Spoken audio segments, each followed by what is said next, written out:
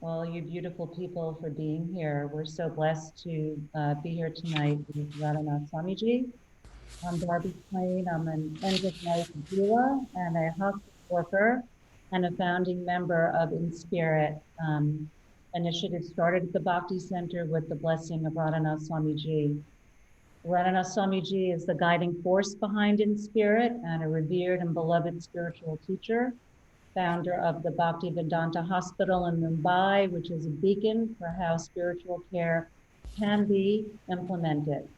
His book, The Journey Home, a riveting must-read and New York Times bestseller, shows his commitment, dedication to finding a spiritual teacher and sharing the gift of Krishna and love with the world, and to see the blessings of becoming agents of peace, service, and change for all of us at this time. Radhanath Swamiji set the bar for consciousness of everything involved in this life, all the moments, and most importantly, end of life. That in spirit, with the guidance of Radhanath Swamiji, we believe all moments and all actions are important, culminating in our eventual transition. With the help of a life consciously lived and compassionate support, this transition can be the sacred event that it is and should be. It's all the moments that lead us to this that have to be tended to, and that in spirit, that's our intention. We now have virtual office hours and want to be of service to you and your loved ones in life as well as in the end moments. Most recently, 2 devotee chaplains have been added to our team. They're exceptional, amazing young men, wise, loving, and eager to serve, Dinabandhu Das and Kula Pradeep. I will now introduce them, and I want to thank Radhanath Swamiji so much for his time and his blessings for this much needed service. Right there. Okay, thank you. Thank you so much, Barbara. And thank you, Maharaj, for joining us this evening. And I want to thank everybody for braving the storm in the internet with us. If you're in the East Coast, Northeast. My name is Kula Pradeep. You could call me Kula. Most people call me Kula. I'm a pujari here at the Bhakti Center, Purohit. And I'm also a chaplain at University Hospital in Newark, New Jersey. I just want to say a little bit about maybe a bit of an introduction to what InSpirit is. InSpirit, well, basically it's a forum and a space where we are approaching or attempting to approach the idea of health from in a holistic way, connecting the body, the mind, and of course, the spirit, in spirit. We are, as chaplains, me and Dinabandhu, we deal, our department is the spiritual care department. This is generally what people call clinical pastoral care, but it has a very strong kind of a Christian idea. So it's more like people call it spiritual care these days. So we want to we are creating a multidisciplinary team that involves it. We have chaplains, Barbara is an end-of-life doula. We like to involve other people who are any other parts of health, mental health, and spiritual health, whether they're doctors, nurses, therapists. These are the type of services that we provide here in Spirit. And it's also, it's relevant, very relevant for all of us, especially in a time like this, pandemic, but also isolation. But it's something that's a general principle in life, keeping this balance between the body, the mind, and the spirit, and that's what we do here at InSpirit. So we want to do, I want maybe just quickly, as for me as a Purohit, I do samskaras, we do vivaha, we do rituals, we do like anaprashana. What's a vivaha without relationship or marriage counseling? What's anaprashana without child care or child health care? Or what's a shraddha? Shraddha is a last rite. What's shraddha or pinda ceremony without grief or bereavement? So I, as a priest, I found I was doing the rituals and I felt, what else could we add? So that's kind of the idea of what we're trying to approach here. We have some services that we're starting, initiatives. First thing we've always had which is this open space where we meet on Wednesdays at 7 p.m., just like you're here now.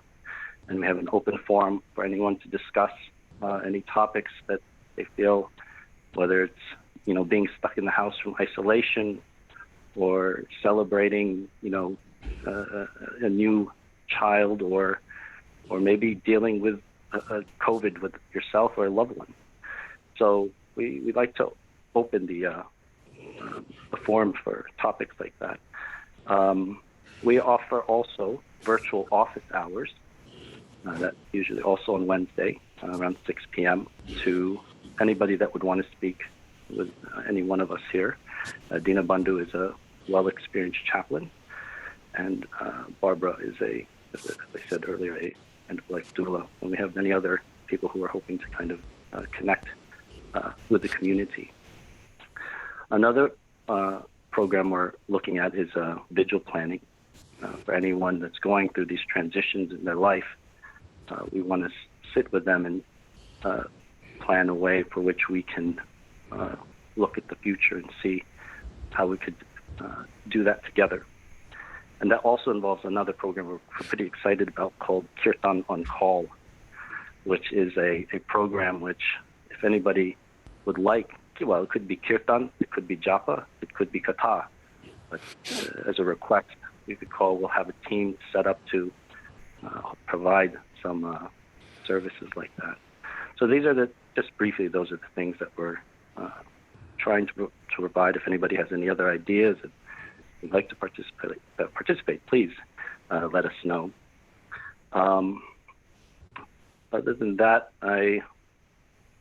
that's general summary of our projects up to date. And I thank you again, all of you, for joining. And Dina, I turn it over to you. Thank you very much, Kula. Thank you, Maharaj, for being here with us this evening. We're very grateful.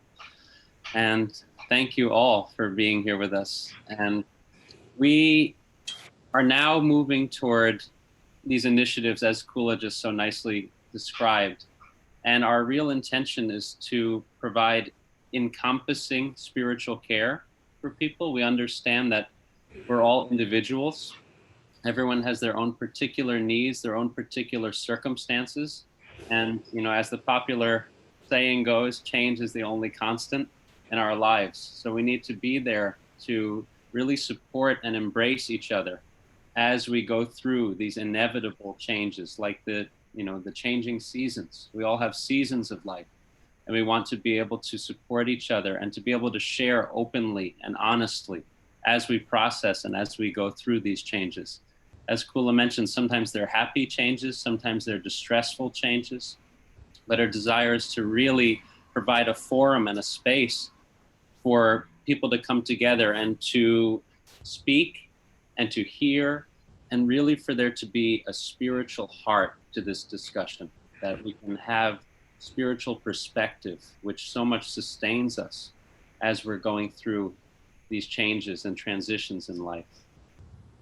So now our discussion tonight will really revolve around spiritual care from the perspective of the Bhakti tradition.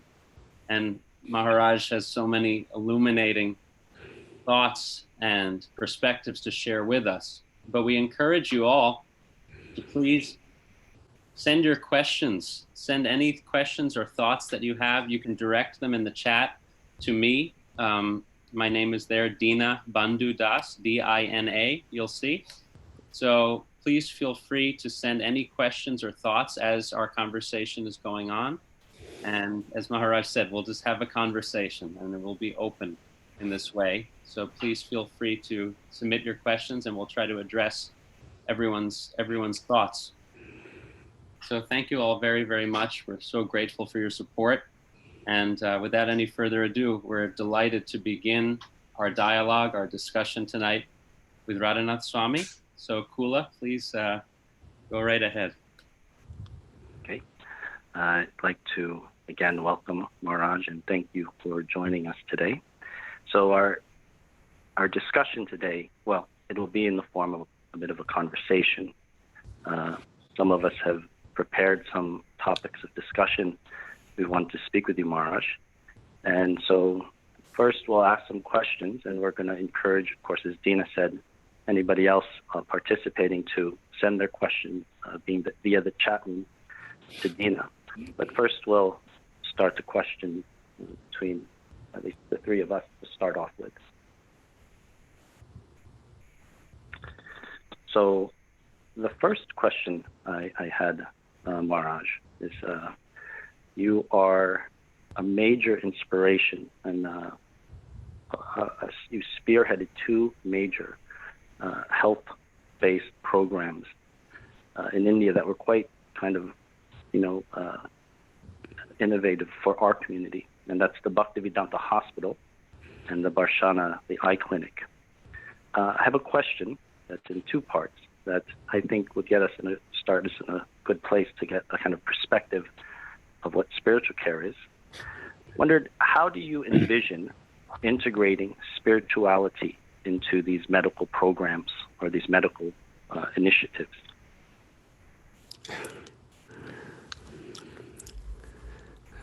I am very grateful, very honored, and very happy to be with all of you today. Thank you, Barbara and Kula Pradeep and Dina Bandhu and Ganesham Prabhus and everyone else who's involved in this InSpirit outreach program. The Bhaktivedanta Hospital, it kind of grew, you may say, organically or holistically according to time, place, and circumstance. Because in the Bhagavad Gita, Arjuna was a military person, and he was told to do his duty in such a way that he was obviously performing his duty for the society, physically, emotionally, and spiritually. The Bhagavad Gita is a holistic scripture. And as we were spreading bhakti or Krishna consciousness, a group of medical students became very serious. And some of them actually wanted to be monks. They wanted to join the ashram. And understanding this spirit that whatever God gives us, we can use in a spirit of compassion. Paradukkha dukhi, the nature of a person who is God conscious, is we feel the sufferings of others, and we are happy when we see others becoming happy.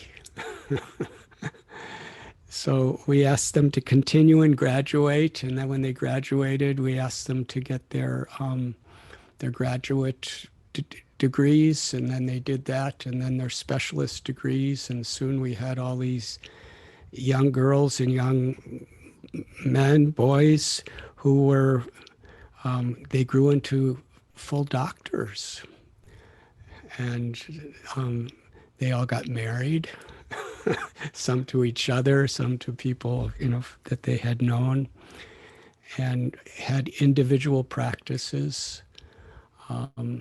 And this idea came, why don't we just start a hospital where doctors and nurses and administrators and cooks and practically every type of field you could imagine are involved in a hospital, and we could all be together as a community to uplift the body, the mind, and the soul. And the Bhaktivedanta Hospital, we have most of the departments of allopathy. We do open heart surgeries, and every day there's so many little babies being born, and cancer surgeries and so many things like that. And we also wanted to establish a holistic principle, because sometimes medicine could be as sectarian as religion. So we have a branch of Ayurveda, a branch of homeopathy, a branch of naturopathy, and a branch of yoga therapy, acupuncture, acupressure, along with all the main branches of allopathy. And all of these people they all serve together, because each one of these branches of medicine, has a particular perspective of how to cure people. But the foundation that all of these different branches of medicine coming together is built upon is what we call spiritual care, where the patients, as well as the relatives of the patients, are given a spiritual wisdom. Probably over a third of the patients are Muslims or Christians or Sikhs or Jains or Parsis or Jews or atheists or agnostics. There's all kinds of people that come there because it's a hospital. And according to a person's desire for spiritual care, we try to provide that. Universal spiritual care. If a person wants a priest or a mullah, an Islamic spiritual leader to come, we encourage that. And we have a team of devotees who go from one bed to another, and anybody who's open to it, they give spiritual care. They give an understanding of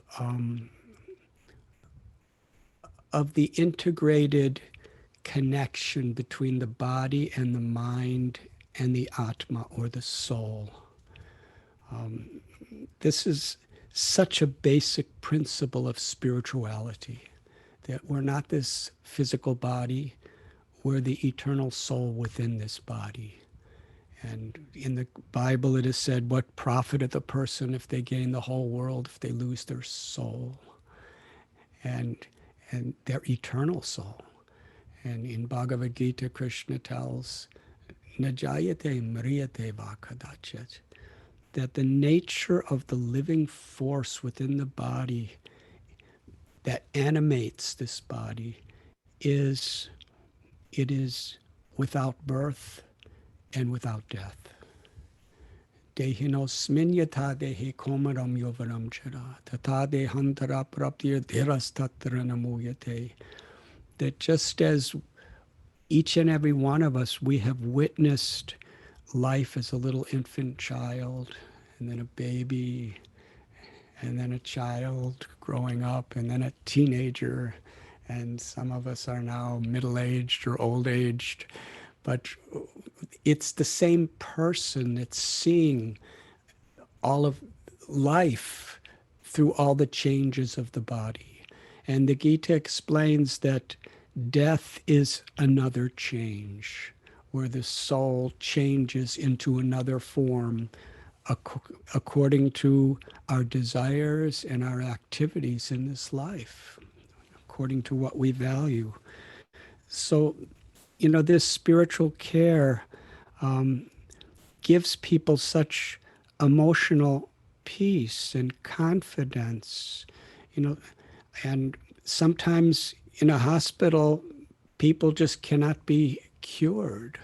Sometimes in emergencies, people come and there's nothing you could really do. And at that time we have like a hospice, and we also have a team of people in the spiritual care department that actually help people in the process of dying. And sometimes people from other religions ask us to do it according to our religion, simply because they felt so much love and care for their relative who's dying. And in this way, life itself and death are inseparable.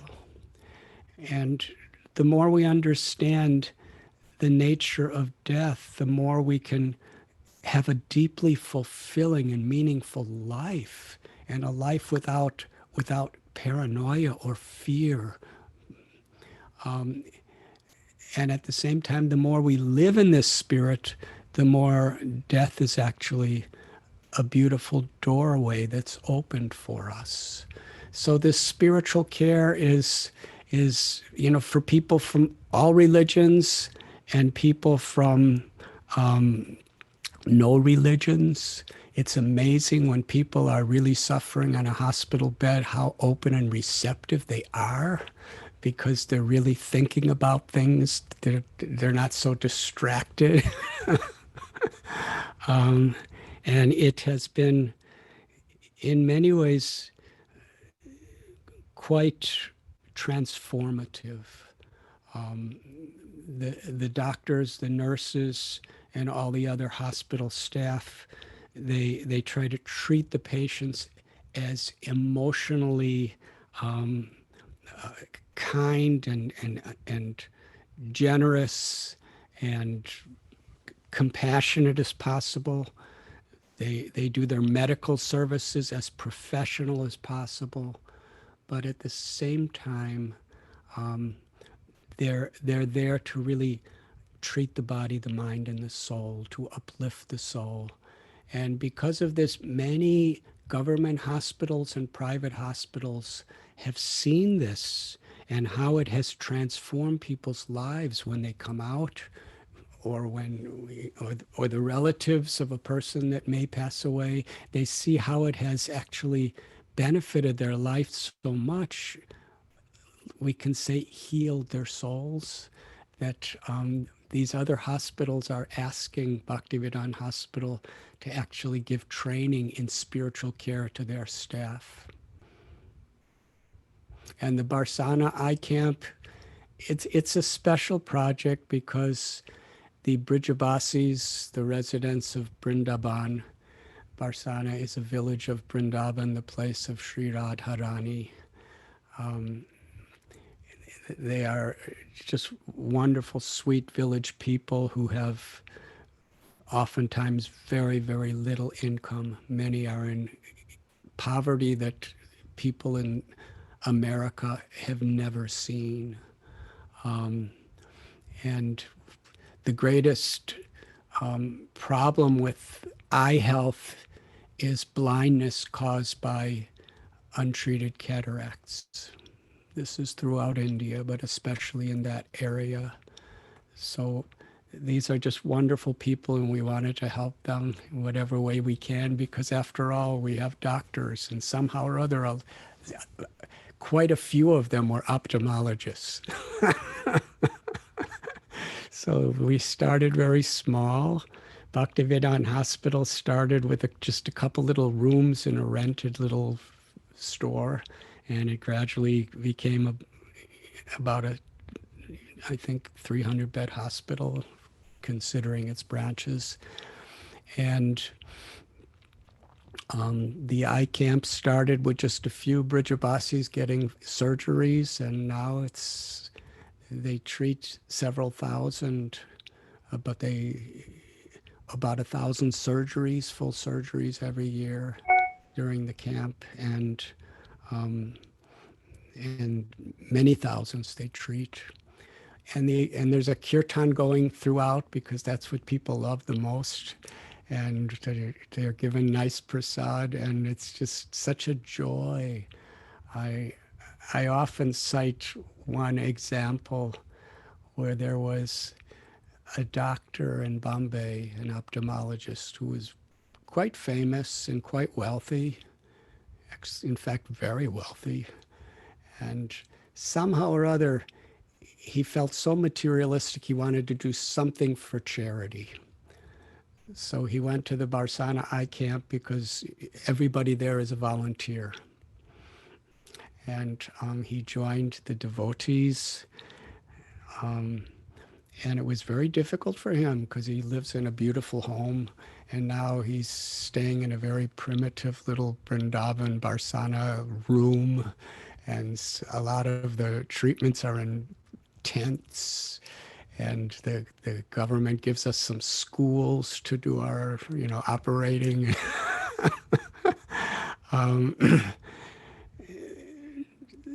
he did a surgery for this very old lady. She was probably in her 90s. She looked like she was in her hundreds. And after he did the surgery, a couple days later, he went to her bed and took the patch off of her eye. And she was completely in rags. She just lived in total poverty situation in this village. And she was, very thin and just very beat up from a hard life, and just an old lady. And what they do is they have a picture of Krishna that they put in front of them, so the first thing they could see is Krishna, because the Brajavasis love Krishna, and Radharani especially. So she opened her eye, and it's the first time she could see clearly in years. And she was uneducated, and she expressed her gratitude by slapping this distinguished aristocratic doctor on the top of the head. She just kept slapping him and saying, "May Radharani bless you, may Radharani bless you. Now I can see, may Radharani bless you." And he was standing there crying. And he said it was the deepest spiritual experience he ever had in his life. He said it was more satisfying than all the money he had ever made to be blessed by this old lady who had nothing. And because he actually understood what a difference he made in her life. And even though the eye camp it's in the winter. It's very cold. Sometimes it's raining, and sometimes it's muddy, and there's no heat. And he comes every year because it's become the most meaningful part of his life. So it's a harmonizing of the body, the mind, and the spirit. And this, we believe, is holistic health. And it's this type of holistic health that brings people deep happiness. I forgot your question, but I hope that answers it. Maharaj, that the question was, how do you envision spirituality integrating into these medical programs? And you answered it perfectly. Actually, I had a follow-up question about some people who might consider this altruistic or worldly, but you answered the question in full, even answering that question before I could ask it. The influence of that kind of spiritual care work that's happening is transformative, and it makes a big impact, not just on the patient, but the doctors and the staff as well.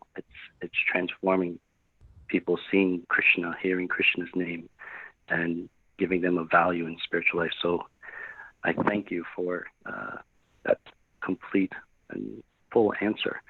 And that was an inspiring answer, and I thank you. And I turn it over to, I think Barbara has the following question. Thank you, Miraj, for being here and supporting this beautiful program. You touched upon this, but I would like a little advice, and we talked about this last night, that the word death and dying, especially in the American culture, people are so uncomfortable with, and our relationship with it has become unnatural.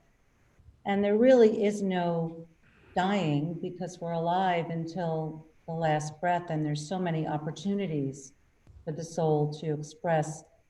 How can we develop a healthier relationship to what we have labeled as death? Is it readings? Is it certain scripture where we can start to walk hand in hand with life and death and know that they're the same, and not to even categorize people that are dying as dying people because they're alive. What more can we do to have a healthier relationship with transitioning?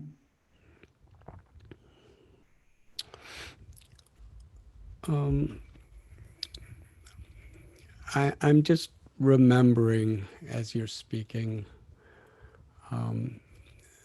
my beloved Guru Srila Prabhupada. He would often cite when he visited Moscow in Russia, practically the only person he was allowed to see at that time during the communist regime was a Professor Katowski, who was one of the most respected scholars in that area. And when Srila Prabhupada tried to discuss something spiritual, Professor Katowski said, Swamiji, when there's death, there's nothing left. After death, nothing else exists. And Srila Prabhupada would cite later on that what to speak of great scholars of scriptures, but also, simple field workers who have no education in India, they understand that the living force, the Atma, the soul within them, is eternal. And in that sense, there's no such thing as death. Death is a transition. And Srila Prabhupada explained that real knowledge really is to understand what life is. And unless we understand life in the context of death, we have a very, very incomplete conception of life, because death is inevitable. And it can happen at any moment. To have a really fulfilling life is to have confidence in a higher power that's beyond the power of just our own ability to sustain ourselves. And education is important. That we should not discuss death as a negative thing. We should discuss death as an inseparable aspect of life. And naturally, we want to sustain this body as long as we can. That's natural, and that's something we should do. And naturally, when somebody who we have affection for dies, it's a crisis for the heart, because that medium by which we could communicate with the person is no longer there. When death comes for a loved one, if that person's a good person, what to speak if that person is close to God, then we can celebrate their life. We can celebrate their life, and we can know for sure that, they're being transported by God's grace to a higher realm of consciousness, to a higher life. And that's something that we can be certain of. It's what all the saints have told us. It's what all the scriptures have told us. And it's true. But at the same time, the body, which was a medium by which we could communicate in a certain intimate way with that person, is no longer there. And naturally, there's separation. And in this way, the tears of our separation can celebrate the goodness of their life.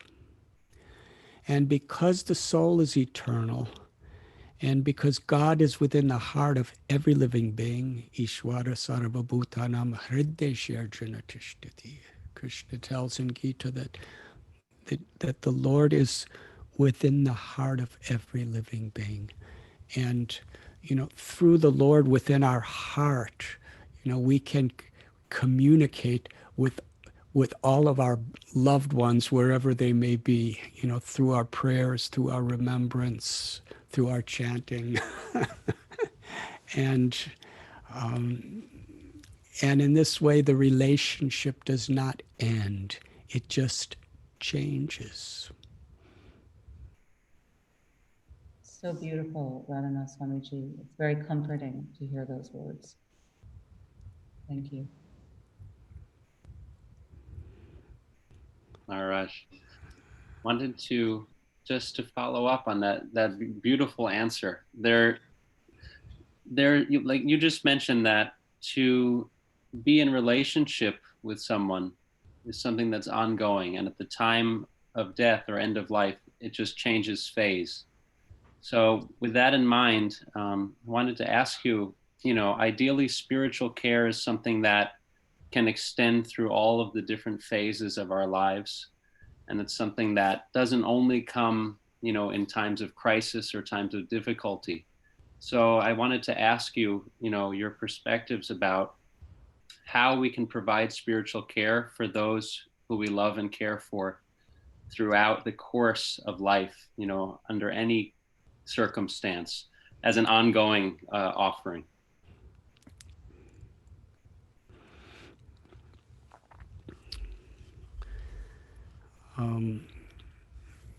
I'm just remembering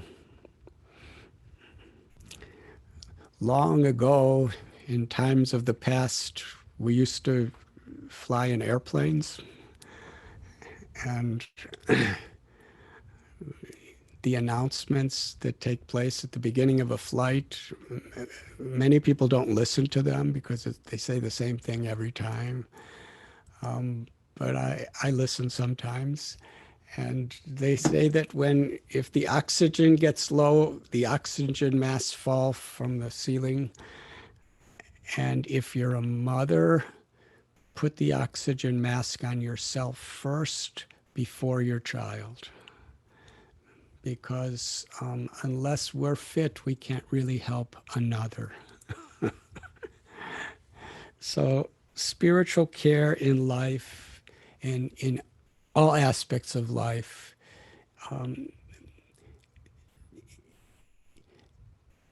is meaningful, and we have the power to actually help people when we have something to give them.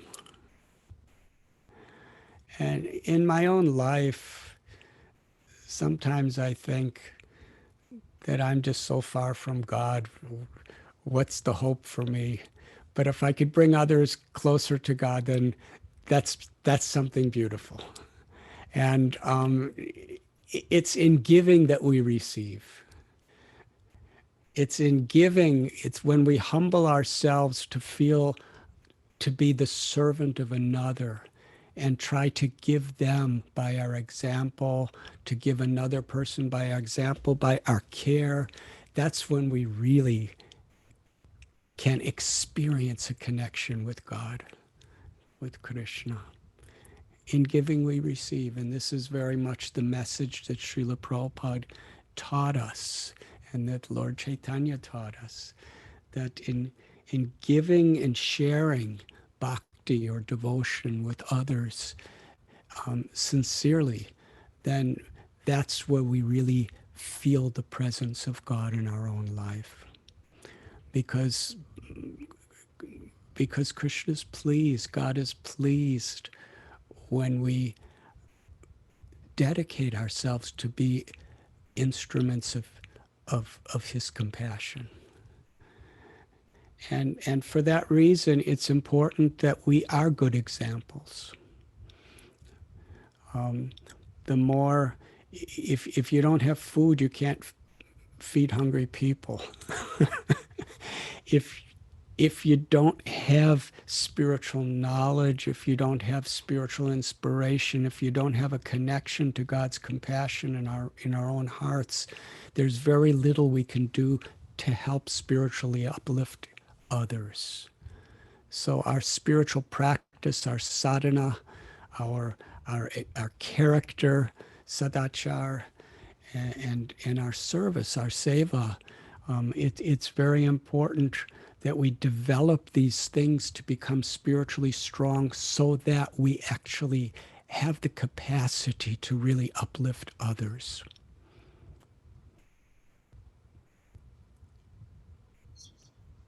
Thank you very much, Maharaj. Thank And you. and I see in our community in Mumbai and communities all over the world actually that the idea of community is everyone has their place. Just like the body has various organs that have different shapes and different functions and different colors, but every organ is serving each other. Every organ is serving the whole body. It's not that one organ is thinking it's all about me, because unless the whole body is functioning properly, no part of the body could be happy. So in the same way, there's people who are educators, people in industry and business, people in politics, people who are mothers, people who are fathers, people who are students. There are devotees who are monks, engineers, farmers, whatever it may be. If we all have a sense of sincere responsibility that we need to try to cultivate our own spirituality so that we have something to share with others, then community becomes actually very beautiful.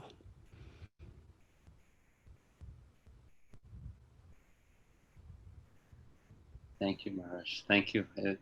As a principle of community building, this just feels like such an important principle to hold on to, because everyone we're with at all times, we want to offer to them, but at the same time, like you said, we have to put on the oxygen mask first. So Kula, I believe, has a follow-up. Hare Krishna Maharaj. Thank you. Another great answer and emphasis on community. Thank you. One thing, me and Dina, we did a bit of an exercise, and we wanted to see some examples of spiritual care in our literature, in our scripture. And we thought of Arjuna and Krishna. We thought of Uddhava and Krishna in the Bhagavatam, Bhima on the bed of arrows. But one in particular seemed to be like a great example of spiritual care, and that's the kind of the subject matter of the poster and the flyer and the inspiration was the pastime of Chaitanya Mahaprabhu and the passing of Haridas Thakur. And I was wondering if you could speak a little bit about that and maybe highlight some of the aspects of this kind of transcendent spiritual care. If you could, if you don't mind.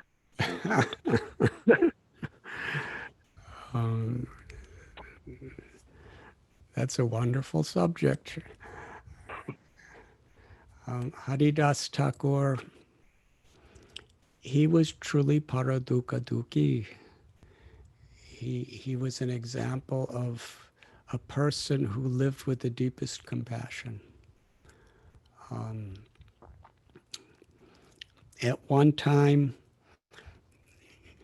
he was born in India at the time, 500 years ago, in a family that was considered an outcast family by the corrupted caste system. And therefore, he was very much rejected. He was persecuted throughout his life. And yet, he was always giving and always forgiving. The word forgiving It's actually a very special word, where our life is forgiving, where it's not about me, it's about forgiving. And when we're really in that mood and we actually have the power to forgive. So, at one time he was arrested. And because he was arrested by the king of another religion who was in power at the time, and said, if you don't stop preaching this Hindu doctrine, this Krishna bhakti, then we're going to kill you. If you stop giving it to others and you just mind your own business and do it yourself, we'll leave you alone. And Haridas said that even if you chop my body into 1,000,000 pieces, every one of those pieces will be telling others about the glories of God. and Haridas laughed. He said, just see the power of Maya, or illusion. You're thinking that you're God of your religion and another person's God of another religion, and you're thinking that religion is competitive.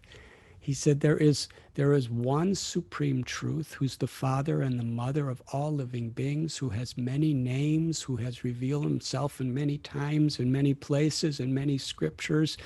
But it's that same supreme person who gives shelter to everyone, who has so mercifully, so kindly expanded himself to appear in so many ways. And the king and the religious heads of the time, they didn't like to hear that. So they said, then you will be beaten 22 marketplaces till you die. So they beat him in 22 marketplaces, and all the time he was chanting the holy names of Krishna, because that's, at one point he told the king, actually, that there's one God and there's one truth, which is that we're all part of that one God. We're all children of that one God, and the deepest potential within everyone is to love God. And when that love of God is awakened within our heart, then we naturally become compassionate to all beings. We don't see a distinction between various races or sexes or social situations or religions or no religions. We see every living being as a sacred part of God, and we feel compassion. And Haridas Thakur, he was there. He was chanting 300,000 names of Krishna every day. And because he was so connected, he had so much compassion for others.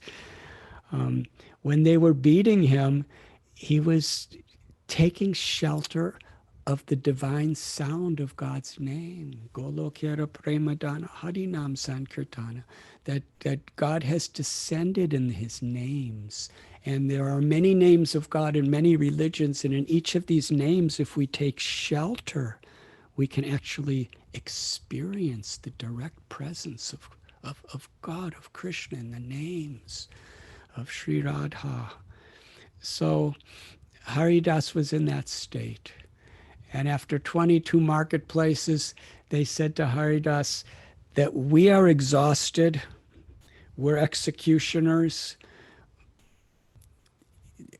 We were beating you, we were insulting you, we were dragging you from place to place, and yet you were looking at us as if you felt sorry for us. Now we're going to be killed because we didn't kill you. So Haridas smiled. He said, oh, if my life is a disturbance, then just see what I do. And he sat in a lotus yoga posture and chanted the name of God, and all symptoms of life disappeared. And they brought him to the king, and they said, what should we do with him? And they said, just throw him in the river Ganges. So they threw his body in the Ganges. He had no heartbeat, no pulse, no breath.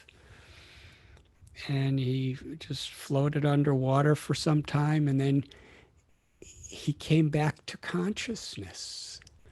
He came back to life. He was in a state of samadhi. And he came out of the Ganges, and for most of us, we would probably go hiding somewhere. But what he did is he went right back to the king. And the priests that sentenced him to death, he went right back to them to forgive them. Of course, in the Christian Bible, Jesus, he was forgiving. He was forgiving the very people who were persecuting him. So this is so much the nature of an enlightened person, to feel this type of compassion. And Haridas, he had everything that he could be complaining about in life, because he was so abused and misused and disrespected. But because he had such a deep spiritual connection by chanting God's names, by taking shelter, he was giving and forgive. His life was forgiving. And when he was very old, he wasn't able to really serve the way he loved to serve. And he wasn't afraid of death. He wasn't afraid of anything. Abhaya Charana Ravindare, because he was just seeing Krishna. He was just seeing God in his heart and in his life and in everyone's heart. And Lord Chaitanya's assistant, Govinda, came to his place. It was near the Jagannath temple in Puri, with a special gift of prasad that Lord Chaitanya had sent. Prasad is spiritual food. And Haridas was laying down, and he was very, very weak. He said, actually, why should I eat? Because I am not feeling well. I haven't been able to complete my chanting of God's names. But at the same time, the gift of God's grace has come to me. How can I refuse it? So he offered his respects and took a little morsel. And when the news came to Lord Chaitanya came to Haridas's house and asked, how is your health? And Haridas, it's a very long and beautiful and sweet story of loving exchange, but I'm going to be very brief. Haridas basically said, it's my time. And my desire is I could leave this world holding your feet on my heart, with my eyes like bumblebees gazing upon your beautiful lotus face and chanting your holy names. That he said, this is my prayer. So Lord Chaitanya, he said to Haridas that how could you leave? Don't you know how dear you are to me and to everyone, how painful it will be to all of us if you leave us? Haridas replied that actually I'm like a little insect. In the entire creation, if one single ant happens to die, what is the loss to the universe? Please fulfill my wish. It was his genuine humility.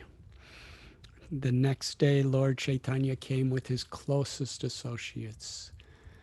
And when they entered Haridas's courtyard, Haridas greeted them. And Lord Chaitanya began by glorifying his devotee, glorifying Haridas with so much love, with so much affection, with so much appreciation and gratitude. He was speaking his appreciation for Haridas as if he had 5 mouths. And everybody was in rapt attention. This is the love that they had for each other. And then the Lord had everybody having kirtan, the divine chanting of the holy names of the Lord. And as they were chanting, Haridas placed Lord Chaitanya's feet on his heart and gazed at the moonlight face of Lord Gauranga and repeatedly chanted, Shri Krishna, Shri Chaitanya, Shri Krishna Chaitanya. And then Haridas offered his respect, his honor, his love to all the assembled people, all the devotees that were there. And with tears streaming from his eyes, tears of love and gratitude, he gave up his life. It was completely natural. His soul left his body. And Lord Chaitanya, out of love for Haridas, out of intense feelings of separation from the company of Haridas, which was so beautiful through the medium of his body, Lord Chaitanya lifted his body and danced, ecstatically danced with it as everybody was chanting God's names. It was an expression of such profound ecstatic love. And then Swarup Damodar Goswami reminded Lord Chaitanya of the rituals that were required for the last rites. And they made a beautiful carrier out of just natural bamboo for Haridas. And they brought his body in a procession to the sea. In that procession, Lord Chaitanya was dancing and crying in the ecstasy of love and separation from his devotee. And according to the customs of in that part of the world, especially at that time, Lord Chaitanya personally bathed Haridas's body in the sea. And personally, along with the other saints, they dug the hole in the ground with their hands, and then Lord Sri Chaitanya and his personal devotees, the great Vaishnavas, they put the sand on Haridas's body and made a nice little structure on top and circumambulated. In this way, Lord Chaitanya, he showed his love for this person who he loved so dearly in being there for him in every way. And Lord Chaitanya proclaimed, and this is still 500 years ago, considered sacred. Lord Chaitanya said, anyone for all time to come who bathes in the sea here will be specially purified, because this place is now a holy place of pilgrimage, because it has bathed the body of Haridas Thakur. Sri Chaitanya Mahaprabhu is Krishna himself. He's the supreme God who has appeared on earth. He never said this is a holy place because I bathed here. He said this is a holy place because the body of Haridas was bathed here. Such appreciation. And then Sri Chaitanya, in order to commemorate this ceremony of the passing of Haridas, he went from shop to shop in the town of Puri and begged for food, for prasad. He said, I want to have a feast to honor the passing of Haridas. And everyone was bringing so much. And he was begging. He was begging, shop to shop, house to house, to show his appreciation for his devotee. And eventually, there was a wonderful feast, and Lord Chaitanya wanted to serve himself, but his associates said, "You kindly, nobody will have anything until you do. So you sit, and we will." And after this big, wonderful feast, Lord Chaitanya personally put a garland on everybody and put sandalwood pulp on everybody as a way of honoring Haridas. And then he proclaimed a benediction. The benediction that anyone who has in any way participated in this pastime of Haridas's Thakur's passing will be blessed by Krishna. Anyone who was there for the kirtan, anyone who put the sand on his body or bathed him in the sea, anyone who has taken this prasad, anyone who even hears this story for all time to come will be very specially blessed by Krishna. And then Lord Chaitanya called out, "Everybody repeat after me. Jaya Jaya Haridas. Jaya Jaya Haridas. All glories to Haridas." So the whole world is glorifying God, but God is glorifying those who love him.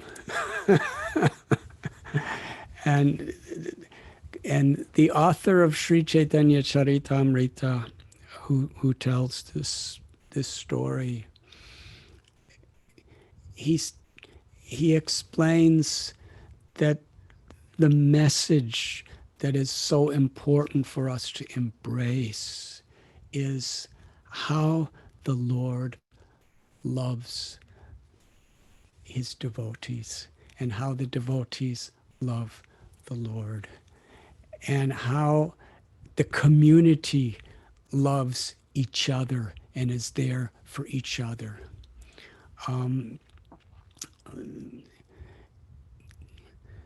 To think that because we're eternal souls and we're spiritual, then that's an indication that we should neglect people's physical or emotional health is a very short-sighted and immature understanding. Spirituality, bhakti, Krishna consciousness, whatever we may call it, religion, it's holistic. Our beloved Guru Srila Prabhupada, every letter he wrote, he would end it, "I hope this letter meets you in the best of health." And obviously that meant physical, emotional, and spiritual health. Physically, the body is Krishna's property. I'll give another example from that same book of Sri Chaitanya Charitamrita. At one time, Sanatana Goswami was extremely sick, and he was just thinking, this body is useless. And he was just thinking, let it go. And Lord Chaitanya said, "You have no right. This body belongs to God. You have no right to destroy or misuse or neglect another person's property." So this body is God's vehicle entrusted in our care. Our children, our family, are God's children entrusted in our care. Our community are God's children entrusted in our care. So to take the best possible, but the difference between spiritual care for the body and for our own body and materialistic care for the body is how we use our body. If we're using our body as an instrument of God's compassion for spiritual purpose, then taking care of our health is bhakti. It's devotional service. It's facilitating God's will in this world through ourselves. And to honor and respect, because the body is the medium by which we communicate with each other. To respect and to honor and to help each other physically, and to give honor and respect to people emotionally, to appreciate people, to encourage people, to uplift people. Because spirituality very much is practiced through the medium of the body and the mind. And the idea of yoga is that we harmonize the body with the mind and with the soul and with God and with all living beings and with the environment, with the nature around us. That's holistic, harmonious yoga. And that's what Krishna consciousness, that's what bhakti, that's what religion is really for. It's so very important. The story of Lord Chaitanya and Haridas gives us a very deep perspective of how we are meant to treat each other in life and in every stage of life. You know, in the Vedic literatures, there's compassion for the embryo in the womb through various types of ceremonies and various ways that the mother and the community help that little baby in the womb of the mother to become enlightened and healthy, physically, emotionally, and spiritually. And then there are so many ways, little babies and little children. There's in Kula Pradeep, you know, that you are expert at these samskaras. There's different transitional stages of life where physically, emotionally, and spiritually there's blessings, there's compassion, and one of those samskaras, one of those transitions is old age.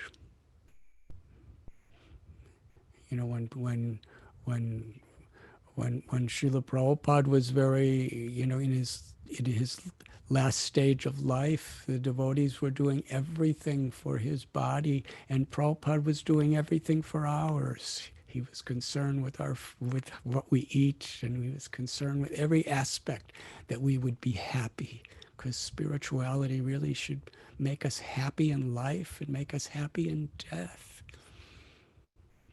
And this beautiful story of Haridas and Lord Chaitanya is important, because Lord Chaitanya he's God, but he's in the role of a devotee.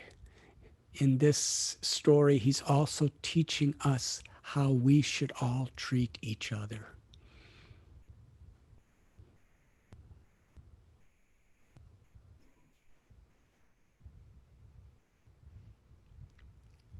Thank you, Maharaj.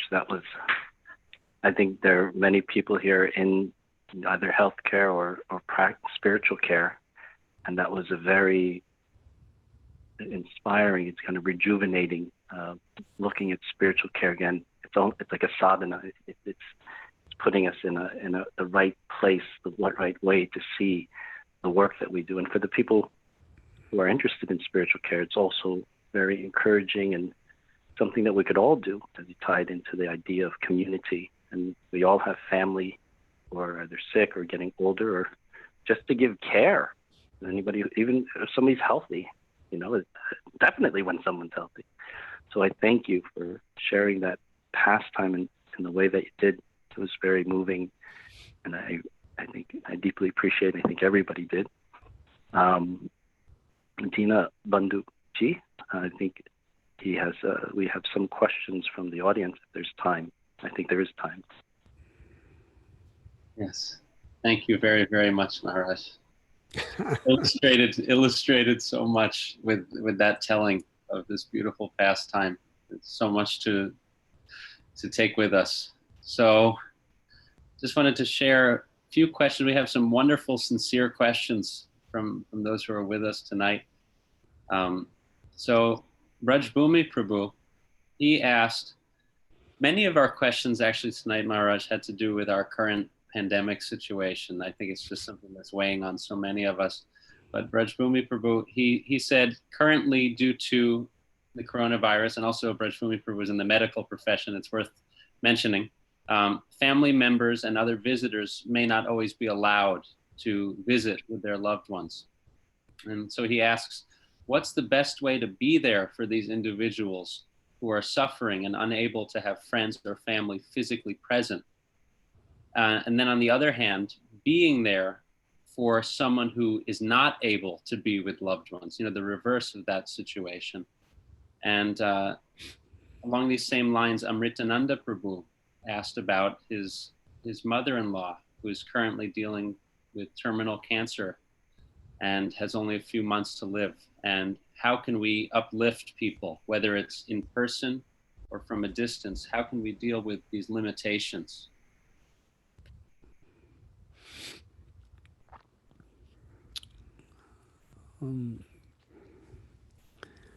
If when we really care, that's important, that we really need to care. Caring is not just a ritual. Caring is a state of the heart and the mind. And very much spiritual practice is for the purpose of actually developing real compassion, where we really do care.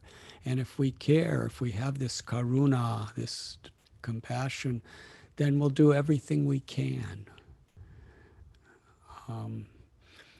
But if there's a limitation of what we can do, then our prayers, our pujas, our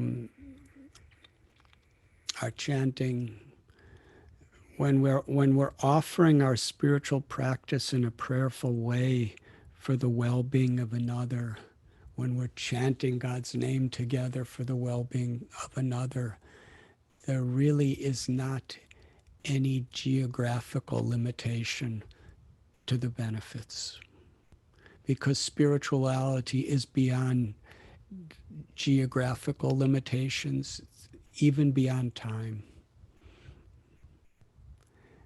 If we're praying for someone around the world, just on a material level, we have this virtual Zoom conference. We're all together, and some people who are on this conference may be 10,000 miles away. I see quite a few people from New York and Princeton and Europe and India. And if just through material engineering we could be communicating like we are now, then what to speak when we're actually on a spiritual level connecting to the Lord within our hearts? We're connected. If we're chanting, if we're praying for someone, if they're in the next room, if they're in the same room, or if they're 10,000 miles away, we should understand and we should know that energy is going to them. And as far as possible, if we can physically be with them, then we should. But if that's not possible, they are not bereft of everything that we can do for them, nor are we bereft of the opportunity to serve them. That is a spiritual principle. prayer, kirtan, in a spirit of love and shelter and compassion is far more effectively communicative than internet. And we're all together now through internet, so how we could all be together through the medium of bhakti or devotion. It's beautiful. Thank you, Maharaj. So we have a question from Allegra. She says, sometimes we have friends, family, community members who seem to be trapped in harmful patterns and sometimes hurting themselves or others. It can be very painful to see this pain and not be able to do anything about it. Does bhakti practice offer us any insights into how we can support these members of our community?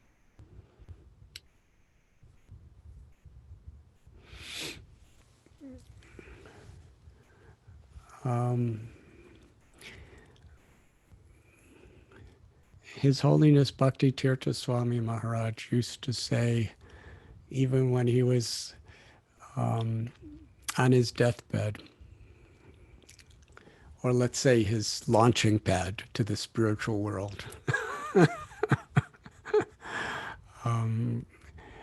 he was laying there and he only had days more to live in his physical body, and he would smile and he would say, I have been blessed by the best. And I was thinking, we have all been blessed by the best. It's just a matter of opening our hearts to receive that blessing, but still we have to do the rest. We have to try the best we can. Being spiritual doesn't mean to just leave it to God. It means to be the best we could be and do the best we can do, and in a mood of taking shelter and leaving the rest to God. So, whatever we can do with our intelligence, where we can actually help such people that are having such difficult times or are antagonistic or whatever, we try to do the best we can. We try to have as much spiritual connection and as much spiritual intelligence we try to develop so we can help such people.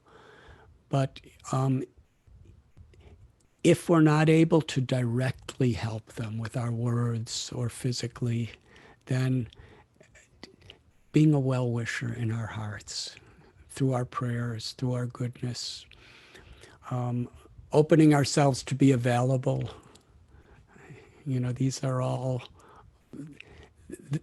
These are ways that we could show our love and our compassion to the capacity that we are able to do.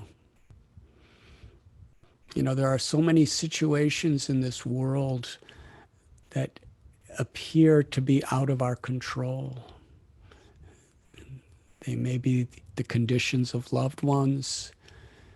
They may be the environment with the climate changing, and they may be with political parties. There's so many things in this world within our own families or on a broader level of national and international that seem beyond our control. But there is something that is within our control. We could try to be the best we can be and be a well-wisher through our prayer, through our sadhana, and through doing what we can do to be an example.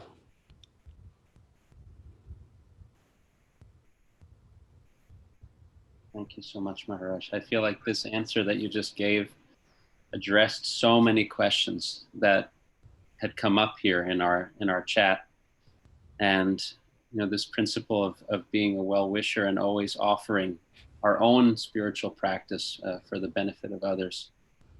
And there's one question that came from Vineet Venkatabhatta Prabhu. He was asking, this is very relevant for those of us who are actively engaged in spiritual care work in hospital environments, especially. He said, how might we approach being instruments of spiritual care for those who may not have God or theism as part of their spirituality?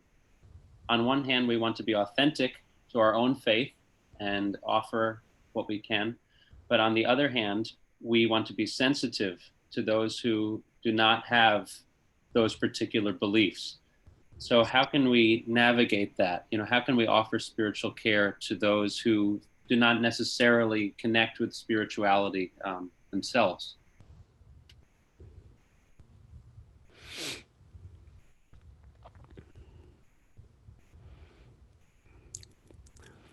If we strive to go deep into our own spirituality,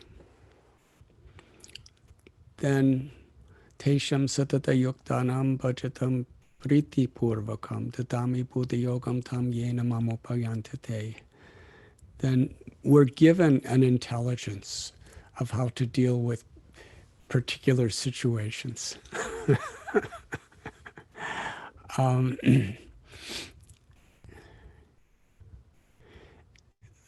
Let us take an example of Srila Prabhupada, because he's my guru and he's the inspiration of my life, the greatest inspiration.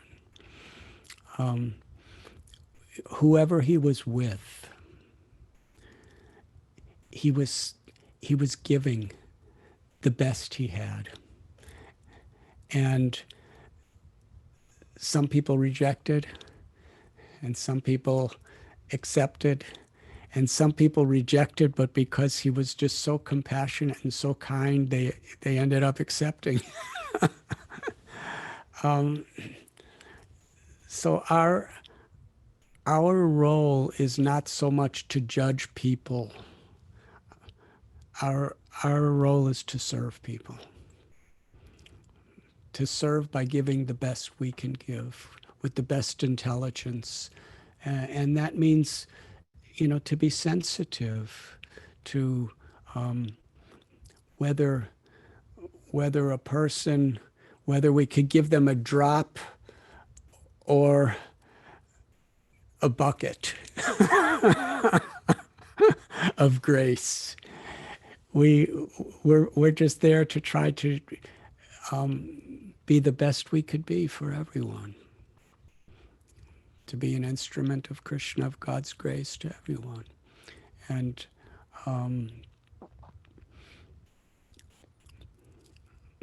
there's a beautiful story in Chaitanya Bhagavat where Nityananda Prabhu, he was with some people who were very, very atheistic.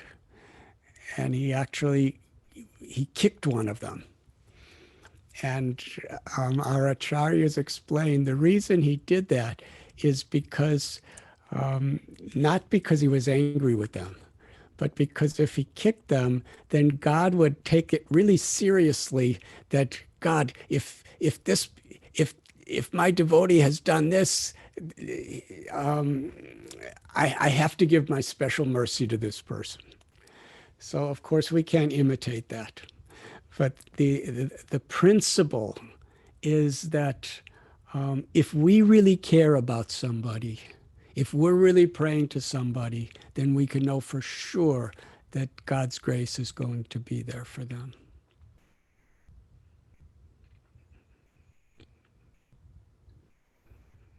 Thank you, Maharaj. Thank you. We're just so grateful to you for being here with us. And there are so many questions. Please forgive us that we're not able to address all of these questions. But Maharaj, in your way, by sharing so fully and so thoughtfully, and you touched upon all of these questions. I'm actually looking through the questions, and I see that in some way or another they have all been addressed. And these are deep topics of spiritual care, And we just pray that we can carry this with us, what you shared tonight, as we try to offer spiritual care within our communities and according to our own calling. So we just wanted to thank you all from our hearts for being here with us this evening. And we want to also just welcome you all to please join us in InSpirit. This is something that is going to be happening every week, every Wednesday. We have a gathering like this. Of course, tonight we had the extremely immense joy of being with Radhanath Swami Maharaj. But every Wednesday night, we do want to gather and have discussions on these topics, matters of the heart, matters of spiritual care. And they begin at this very same time, 7 o'clock. So if you go to the Bhakti Center, Doyle Garanga just very kindly sent the link in the chat box. We would just love to have you with us. And we're also planning our virtual office hours, which will be for 1 hour prior to our group gathering from 6 p.m. to 7 p.m. And that can be done by appointment. You can reach out to us InSpirit@bhakticenter.org. And through that email, you can contact us and we can make a time for individual meetings as well. So it's our sincere hope and prayer to serve you and to hear from you all. And thank you so much. I'd like to turn it over to Barbara just to say good night to everyone. Thank you, everyone, for being here with us. We send you so much love and blessings, and it was such an honor, Radhanath Swamiji, for you to come and to be with us tonight. We're extremely grateful. Your words were so uplifting and inspiring to me, and I know to everyone, so thank you. Thank you. You are doing so much for so many. And I would like to say one thing, that just in the last few days, 2 people very dear to me have passed away from COVID-19. One is Brahmananda Puri Prabhu, who actually, at the time of the communist regime, he had a printing press in his basement, underground, and he was printing Prabhupada's books in the Russian language, the Bhagavad Gita. And he was the #1 person on the KGB's list to try to catch as far as the Krishna consciousness.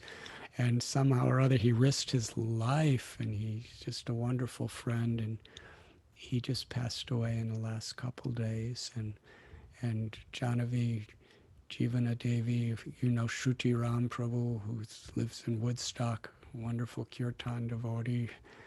He just passed away today. And of course, you know, Krishna Nandini Devi and Bhakti Charu Swami Maharaj and Nitai Chaitanya Maharaj and so many others have left for various reasons. Let us just offer our sincere, heartfelt gratitude and prayers for these very, very special personalities.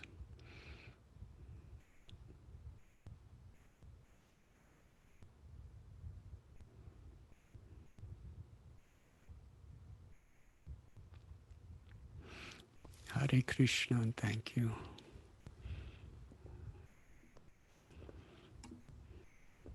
Thank you, Marj, and thank you all. We've officially ended for tonight, but we will go ahead, and for those that would